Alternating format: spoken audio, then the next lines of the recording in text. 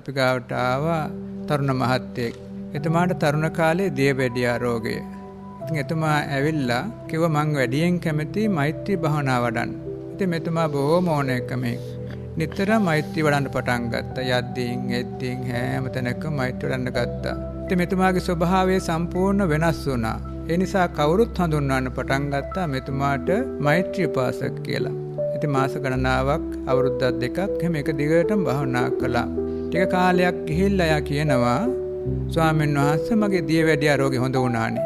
ඉතින් තමන්ගේ තිබුණ මේ දරුණු දියවැඩියා රෝගයක් සාමාන්‍යයෙන් හොඳ වෙන්නේ නැහනේ. සමහර ඒවා తాවකාලිකව හොඳ වෙන ඒවා තියෙනවා. ඒ නිසා අපි හිතුවා ඉතින් తాවකාලික වෙන්නයි කියලා. නැවත කාලෙකින් අපි ඇහුවා මේ රෝගය ඇත්තටම හොඳ වුණාද කියලා බලන්නයි කියලා. ආයෙත් අහනකොට කියනවා ඒ රෝගේ නම් ඉන්නේ. අර මෛත්‍රී අඩුවීමක් උන්නේ. මෛත්‍රී භාවනා විතරක් වඩපු අයගේ ඒ වගේ අපිට අත්දැකීම් බොහොමයක් තියෙනවා.